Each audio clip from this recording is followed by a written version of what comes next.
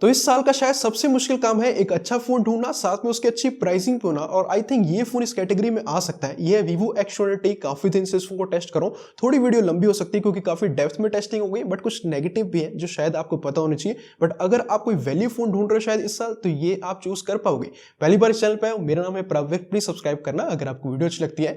सबसे पहले कुछ चीजें, जैसे बॉक्स में हाई क्वालिटी का कवर तो आपको मिलता है, लेकिन एक दिन ये फोन हमसे सड़क पे गिर गया था और ये इतना इंपैक्ट आ गया था कि कवर के बीच में से जाके इसके मेटल फ्रेम पे वो इंपैक्ट आ गया। और शायद ये जो मेटल बिल्ड इसके साइड में मिल रही है, अगर वो नहीं होती तो ये डैमेज और बढ़ सकता था। तो कहने का मतलब ये कवर नॉर्मल कवर से तो अच्छा आपको मिल रहा है, लेकिन ये उतना इंपैक्ट नहीं झेल सकता, इसलिए एक अच्छा कवर आप जरूर यूज करना। दूसरी चीज, फ्रंट में आपको brand pre applied screen protector जरूर लगा के देता है। अब जो फ्रंट में प्रोटेक्शन मिल रही है शॉर्ट ग्लास की, ड्रॉप प्रोटेक्शन तो उसकी अच्छी है। ऑब्वियसली सड़क पे गिरा था, कुछ नहीं हुआ इसकी डिस्प्ले को, लेकिन स्क्रैचेस के मामले में काफी स्क्रैचेस इस डिस्प्ले पे आ जाते हैं। तो हाँ, यही रिकमेंड करूंगा, प्री अप्लाइड स्क्रीन प्रोटेक्टर मत निकालना या टेम्पर ग्लास लगा लेना।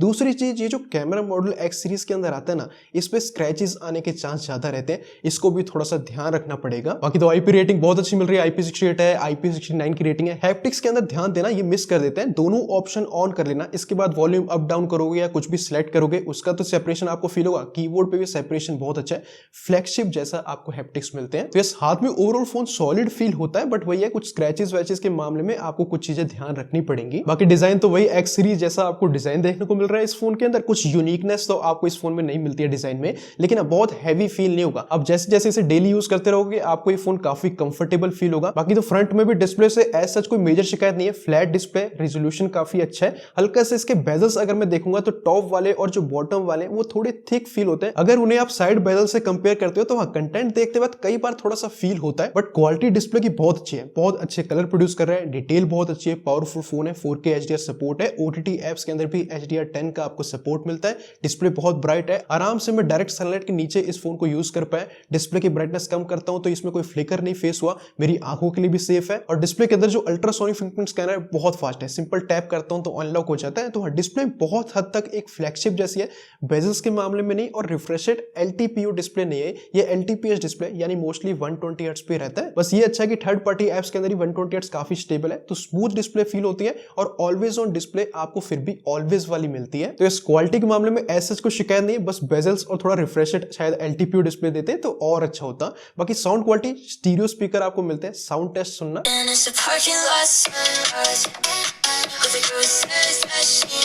तो ये स्पीकर्स लाउड है, डिटेल अच्छी प्रोड्यूस कर रहे हैं। वेब सीरीज वगैरह मूवीज देखते हो, वोकल सुनना इस फोन के। करना क्या होगा वही जो आज किया। तो इस मूवीज वगैरह ज्यादा देखते हो, वोकल्स भी आपको क्लियर फील होंगे। स्पीकर आपको पसंद आ सकते हैं, बस ये है कि डॉल्बी एटमॉस का सपोर्ट नहीं। जो लोग एप्पल म्यूजिक वगैरह ज्यादा सुनते हैं उसमें उतनी अच्छी क्वालिटी नहीं है जो फोन डॉल्बी एटमॉस सपोर्ट करके आपको सुनाएंगे। बट जहां पे ये फोन अच्छा निकल के आता है, परफॉर्मेंस और कैमरा। देखो परफॉर्मेंस के अंदर ना, यहाँ पे MediaTek का 9400 प्लस प्रोसेसर है, रैम और टाइप ऑफ स्टोरेज बहुत अच्छी इन लोगों ने यूज किया है। स्कोर ही सिंपल देखोगे 3 मिलियन से ऊपर पहुंच जाते हैं। एंड क्योंकि इस फोन को अगर आप खरीदोगे तो बहुत लॉन्ग टर्म पे यूज करोगे, तो इसकी स्टोरेज हमने ऑलमोस्ट फुल कर दी है। जैसे आप लॉन्ग टर्म पे यूज करते हो स्टोरेज फुल हो जाती है, उसके बाद भी अगर इसकी परफॉर्मेंस आप देखते हो, इसकी हैवी मल्टीटास्किंग बड़ी मस्त है। ऐप काफी जल्दी ओपन होते हैं, ओरिजिन OS की जो एनिमेशन है ये बहुत अच्छे हैंडल करता है। Back to back app open करते जा रहे हैं, कोई जिटरीनेस, कोई लैगीनेस आपको फील हो रहा है इतनी स्टोरेज फुल होने के बाद भी, तो लॉन्ग टर्म पे यूज करोगे परफॉर्मेंस इसकी काफी स्टेबल रहेगी। बट वही MediaTek का प्रोसेसर तो क्या गर्म होता है। CPU थ्रॉटलिंग के अंदर तो यही दिखता है, हल्का सा इसका ग्राफ रेड में चले जाता है। वैसे तो कूलिंग सिस्टम आपको मिल रहा है, लेकिन हमने इस पे ना और डेप्थ में हीटिंग टेस्ट भी किया है। इस फोन का टेम्परेचर ऑलरेडी 36 डिग्री है, रूम में कोई AC कोई फैन नहीं चल रहा है, इस रूम का टेम्परेचर ही 33 डिग्री है। फिर हमने बीच में ही ओपन किया, 120 FPS इसमें आपको मिलते हैं, वो सिलेक्ट किए और बीच में ही खेलना शुरू किया। लगातार आधे घंटे बाद जब टेम्परेचर चेक किया, इस फोन का टेम्परेचर 43 डिग्री पहुंच गया। मतलब आधे घंटे के अंदर ही इस फोन का टेम्परेचर अराउंड 7 डिग्री जंप हो गया और फोन हाथ में गर्म होना फील हो जाता है। लेकिन हम रुके नहीं, हमने आधे घंटे और लगातार खेलना शुरू किया और 1 घंटे बाद जब टेम्परेचर चेक किया, अब इस फोन का टेम्परेचर उतना नहीं बढ़ा, 44 डिग्री तक पहुंचा है। तो क्या ये चीज ओवरहीटिंग के अंदर आती है? तो नहीं, ये टेम्परेचर ओवरहीटिंग जैसे तो आपको नहीं मिलता है। ऑब्वियसली रूम का टेम्परेचर ही 33 डिग्री है, लेकिन मेटल फ्रेम है, फोन 44 डिग्री का है, तो हाथ में फोन आपको गर्म जरूर फील होता है। बट ये ध्यान रखना है, आधे घंटे में 43 डिग्री था, लेकिन 1 घंटे बाद वो 44 डिग्री तक पहुंचा। बहुत टेम्परेचर इंक्रीज नहीं होता, अपने टेम्परेचर कंट्रोल कर लेता है। और इस टेस्ट के तुरंत बाद हमने ना CPU टेम्परेचर भी चेक किया था, वो अराउंड 47 डिग्री है, तो वहां पे भी कोई ओवर हीटिंग जैसा आपको फील नहीं हो रहा है। एंड एक चीज हमने ये भी की, इस टेस्ट के तुरंत बाद हमने FPS टेस्ट भी किया एंड देखो बीजीएमआई और COD का ग्राफ आपको काफी स्टेबल मिलता है। एवरेज FPS दोनों ही आपको 117 FPS दे देते हैं, लेकिन इतना हीट होने के बाद अगर कोई और हैवी गेम आप खेलते हो जैसे जेंशिन इंपैक्ट, वहां पे ग्राफ में काफी फ्लक्चुएशन आपको मिलता है, फिर भी एवरेज 59 FPS निकाल के दे रहा है, जो कि 60 FPS की गेम में काफी अच्छा है। बाकी तो अगर आप जायरो प्लेयर हो, जायरो सेंसर भी यहाँ पे प्रेजेंट है, बहुत ही रिस्पॉन्सिव आपको मिलता है। तो इस परफॉर्मेंस के अंदर दो तीन चीज तो एकदम क्लियर है कि बहुत लॉन्ग टर्म पे यूज करोगे इसकी मल्टीटास्किंग काफी अच्छी रहेगी। ये फोन 44 डिग्री तक पहुंच जाता है, लेकिन कोई ओवर हीटिंग जैसा नहीं है, हाथ में जरूर आपको गर्म फील होगा। और उसके तुरंत बाद अगर आप बीजीएमआई और COD खेलते हो, काफी स्टेबल आपको FPS मिल जाते हैं। बाकी अगर आपको वीडियो अच्छी लग रही है, मैं स्टेबल फील हो रहा हूं, तो प्लीज वीडियो को लाइक शेयर एंड कमेंट कर दो, इससे इसके व्यूज भी स्टेबल हो जाएंगे वीडियो के। बाकी अब कैमरा, सबसे इंपॉर्टेंट चीज देखो, यहाँ पे ट्रिपल 50 MP कैमरा सेटअप है, 50 MP का मेन, 50 MP का टेलीफोटो और 50 MP का आपको अल्ट्रावाइड मिलता है। एंड सबसे पहले अगर आप तीनों के फोटोज देखोगे, नीचे वाटरमार्क में अगर आप डेट देखोगे, यस हमने इसका कैमरा दोबारा टेस्ट किया है और कुछ चीजें इस तीनों कैमरे में बहुत क्लियर है कि इसकी जो डायनेमिक रेंज है और जो HDR प्रोसेसिंग है, अगेंस्ट द लाइट या एक्जैक्टली आप अगेंस्ट द सन भी फोटोज निकालते हो, ये काफी अच्छा उसे मैनेज करता है। तो नॉन ह्यूमन सब्जेक्ट की भी फोटोज अगर आप हार्श लाइटिंग में खींचते हो, इवन ह्यूमन सब्जेक्ट की भी खींचते हो, तो आपको काफी अच्छी डायनेमिक रेंज और HDR प्रोसेसिंग मिलती है। बट अगर आप डिटेल देखोगे, ये तीनों ही वैसे तो 50 MP के कैमरेज हैं, लेकिन मेन कैमरा जो टेलीफोटो है वो डिटेल आपको ज्यादा देता है। अल्ट्रावाइड में उन दोनों के कंपैरिजन में डिटेल थोड़ी कम आपको मिलती है। ऑल्सो अल्ट्रावाइड में थोड़े कलर्स भी डिफरेंट है। ये स्क्रीन रिकॉर्डिंग अगर आप देखोगे, हम अल्ट्रावाइड से अगर दूसरे कैमरे में शिफ्ट होते हैं ना, तो आपको एक चीज नोटिस होगी, हल्के से कलर शिफ्ट आपको मिलते हैं। तो ये तीनों कैमरे हल्के से डिफरेंट कलर प्रोड्यूस करते हैं। अच्छा, कुछ लोगों को यही लगता है कि वीवो थोड़े विविड कलर ही प्रोड्यूस करता है, तो यहाँ पे डिफरेंट आपको कलर प्रोफाइल भी मिलते हैं, जिससे अगर आप चाहते हो तो एक्यूरेट कलर भी अचीव कर सकते हो। इसके अलावा अगर आप जूम फोटोज बहुत देते हो, क्योंकि टेलीफोटो यहाँ पे प्रेजेंट है, तो आप 1x और साइड बाय साइड 100x वाली फोटोज देखोगे। यहाँ पे ऑब्वियसली ये AI का यूज कर रहा है, लेकिन अगर आप टेक्स्ट वगैरह रीड करना चाहते हो, इतना जूम करने के बाद भी आराम से आप कर सकते हो। ऑल्सो लास्ट टाइम जैसे 1x और 10x में मैंने आपको फोटोज दिखाई थी, 10x के अंदर भी आपको टेक्सचर जो है फेस पे अच्छा फील होता है। तो 10x जूम करके अगर आप ह्यूमन सब्जेक्ट अच्छी लाइटिंग कंडीशन में निकालना चाहते हो, आप निकाल सकते हो। और बेस्ट पार्ट, इसी टेलीफोटो को आप एज अ मैक्रो कैमरा भी यूज कर सकते हो, और कुछ मैक्रो फोटोज अगर आप देखोगे, बहुत अच्छी मैक्रो फोटोज आप इस फोन पे निकाल पाओगे। बट ऑब्वियसली इस टेलीफोटो का आप ज्यादा यूज पोर्ट्रेट के अंदर करने वाले हो, यहाँ पे आप मल्टीफोकल पोर्ट्रेट इस फोन पे निकाल सकते हो। और सबसे बेस्ट, आप 50 और 85 के अंदर अगर आप क्लिक करते हो ना, यहाँ पे एज डिटेक्शन और डिटेल बहुत अच्छी है, क्योंकि यहीं पे टेलीफोटो ज्यादा अच्छा काम करता है। और मेरे बियर्ड के आसपास थोड़ा जूम करके अगर आपको दिखाता हूं, तो यहाँ पे क्लियर आपको फील होता है कि इसका एज डिटेक्शन भी अच्छा है। यहाँ पे भी डायनेमिक रेंज और HDR प्रोसेसिंग आपको अच्छी मिलती है। ऑल्सो वो वीवो के जो AI पोर्ट्रेट वाले फीचर आपको मिलते हैं, वो यहाँ पे भी है। जैसे नॉर्मल फोटो में पूरा वेदर वगैरह, लाइटिंग वगैरह सब कुछ चेंज कर देता है, काफी अच्छे लगते हैं। और इवन AI फीचर जैसे गैलरी में फोटो वगैरह एडिट करते हो, वहां पे भी काफी आपको मिलते हैं। अच्छा, इन कैमरे को अगर आप लो लाइट में यूज करते हो, तीनों कैमरे पहले तो काफी ब्राइट फोटोज निकालते हैं, कलर्स वगैरह स्किन टोन काफी अच्छे रखते हैं, लेकिन डिटेल के अंदर मेन कैमरा और टेलीफोटो ज्यादा अच्छी आपको डिटेल देते हैं। अल्ट्रावाइड यहाँ पे थोड़ी डिटेल इन दोनों कैमरे से आपको कम देता है। और मेरी बातों से अगर आपको लग रहा है कि अल्ट्रावाइड उतना अच्छा नहीं है, तो ऐसा नहीं, मेन कैमरा और टेलीफोटो उससे ज्यादा अच्छे हैं।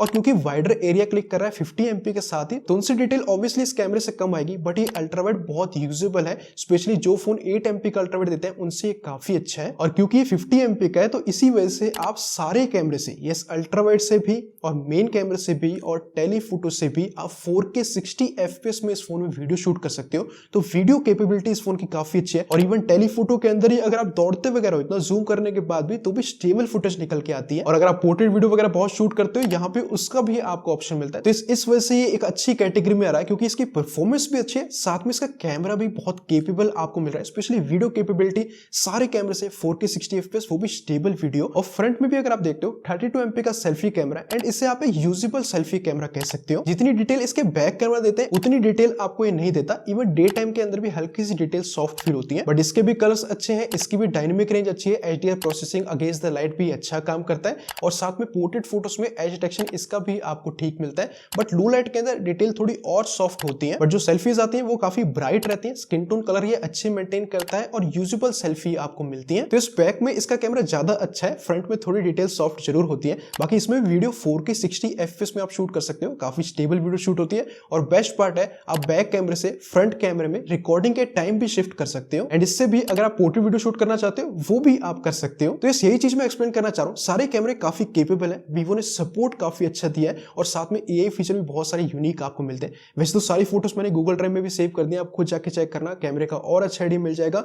फ्रंट में जरूर थोड़ी फोटो सॉफ्ट डिटेल प्रोड्यूस करती है, बाकी कैमरे से कोई शिकायत आपको नहीं मिलेगी। और सेम बैटरी के अंदर भी 6200 mAh की बैटरी है, साथ में 90 वॉट का आपको चार्जर मिल रहा है। और इस फोन को 0 से 100 मिनट चार्ज करते हो अराउंड 57 मिनट या 1 घंटा लग जाता है, तो चार्जिंग टाइम भी आपको अच्छा मिल रहा है। और इसकी बैटरी लाइफ भी सुबह से जैसे मैं यूज कर रहा हूँ अराउंड 5.5 घंटे तक हो गया यूज करते हुए। यहाँ पे मैंने 5G पे इस फोन को यूज किया है, 1 घंटे मैंने गेमिंग भी की है बीच में, वो भी 120 FPS में, और अभी भी इस फोन पे अराउंड 52-53% बैटरी बची है। तो इस आराम से अगर आप हैवी टास्क भी करते हो 1 दिन निकल जाएगा, और नॉर्मल टास्क करोगे आपके 1.5 दिन भी ये फोन निकाल सकता है। और बेस्ट पार्ट है ये फ्लैगशिप फोन जैसी ट्रीटमेंट है, वायरलेस चार्जिंग भी आपको मिलती है, और इससे अच्छा रिवर्स वायरलेस चार्जिंग का भी सपोर्ट है। तो ये कुछ चीजें जो इस फोन को कंप्लीट से और कंप्लीट बनाती जा रही है। सेम नेटवर्क के अंदर भी 5G प्लस और वीनर इंडोर के अंदर काफी कांस्टेंट है। सिम स्लॉट ऐसा है जहां पे आप 2 सिम लगा सकते हो, बट बेस्ट पार्ट है यहाँ पे ई सिम का भी सपोर्ट आपको मिल रहा है। यही कह रहा हूं कंप्लीट से और कंप्लीट बन रहा है। NFC का भी सपोर्ट है, कैमरे के अराउंड आईआर ब्लास्टर है, तो इस फोन को रिमोट की तरह यूज कर सकते हो। और इसका कॉल एक्सपीरियंस काफी अच्छा है, इसकी माइक क्वालिटी सुनना। तो इस टाइम हम आउटडोर में पीछे तक की सड़क है उस पर वीका चल रहा है, इससे आप आउटडोर में कॉल वगैरह करोगे, वीडियो रिकॉर्ड करोगे, कुछ इस तरीके से इसके माइक साउंड करेंगे। तो कॉलिंग एक्सपीरियंस भी इस फोन का काफी अच्छा फील होगा। लेकिन सबसे बेस्ट डिसीजन वीवो का सॉफ्टवेयर के अंदर,